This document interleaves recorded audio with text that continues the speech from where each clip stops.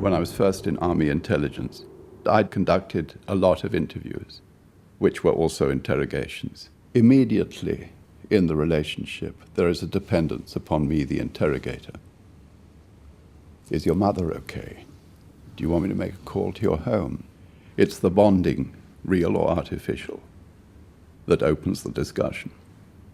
First of all, a statement that I'm the only person you've got. Establishing a dependence? Establishing their dependence on the interrogator, yes.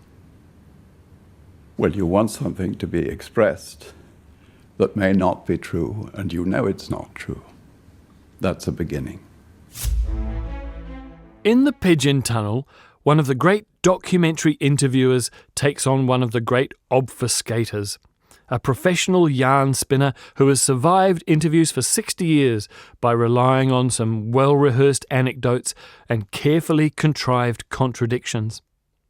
The filmmaker is Errol Morris, famous for his cross-examinations of characters like Stephen Hawking, Donald Rumsfeld, Robert McNamara and Steve Bannon. Also, topics as diverse as pet cemeteries and the abuses at the Abu Ghraib prison.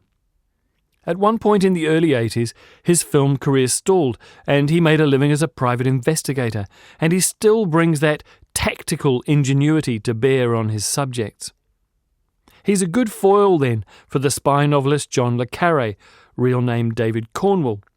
In 2020, Morris arranged a series of interviews with Cornwell, who was then 89 years old. He died in December of that year. Usually I have absolutely no idea of where to begin, but you gave me an idea of where to begin. And what was that? You asked me about the nature of our relationship. It went further than that, I think. It said, who are you? Because I've looked at much of your work. Sometimes you're a spectral figure, sometimes you're God, and sometimes you're present. I needed to know who I was talking to. Were you my friend across the fire? Were you a stranger on a bus? Who are you? Cornwell had been a spy for MI6 in Berlin in the early 60s and left the service disillusioned by the number of Nazis he saw walking around on both sides of the Berlin Wall, their freedom undisturbed because the world had moved on to another, colder war. He took up the pen and with The Spy Who Came In From the Cold began a series of novels that for many people are the perfect spy stories, a long way from the glamour of James Bond. Le Carré's spies are often morally dubious, damaged people, and in the Pigeon Tunnel, Cornwell talks about the attraction of betrayal, the addiction of duplicity, that feeling of being at the centre of something, when you're really just a pawn being moved randomly around a chessboard. It takes a certain kind of broken person to become a spy, he argues, someone whose character doesn't line up with regular society, but who still has a desperate need to belong to something. It turns out he was describing himself. Cornwell's father, Ronnie, was an inveterate confidence trickster and minor criminal, meaning that the family was always broke, often on the run, but, as young David found out, giddy with the excitement of it all. People loved Ronnie to the end of his days, even people he'd robbed. When he was on stage, beguiling people, he absolutely believed in what he was doing and saying. These spasms of immense charm and persuasiveness were his moments of feeling real. Son, when I'm judged, as judged I shall surely be. I shall be judged on how I treated you and your brother Tony. That will be God's will. God was a big pal of his. Whether he believed in God is mysterious, but he was certain God believed in him. Unlike his father, Cornwell eventually made good use of his imagination and his ability to read people. He estimates that Ronnie spent about 7 years in jail during his lifetime. Cornwall in the film is a charming rogue in his own right. He professes to be there to tell the whole truth. "I've nothing to hide at my age," he says, but then makes sure that certain personal topics are off limits. The business with his father has been well traversed over decades of interviews, and many of those stories are now polished to a shine.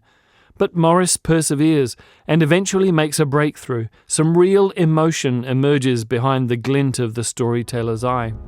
I don't think confronting you is the right way to put it, but there was something that you said that I found curious and worth further examination. Maybe this is an interrogation. Maybe I am self-deceived. I can't imagine that as an interrogator or an interviewer you aren't also in part looking for yourself. I don't think that we really can penetrate people very much, but we can form imaginings about them, and then we relate to them.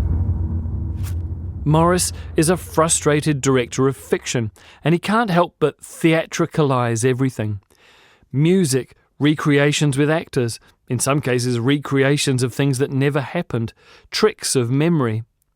One of the backgrounds of a Cornwall interview features bizarrely angled mirrors, as if bringing to life his subject's fractured psyche.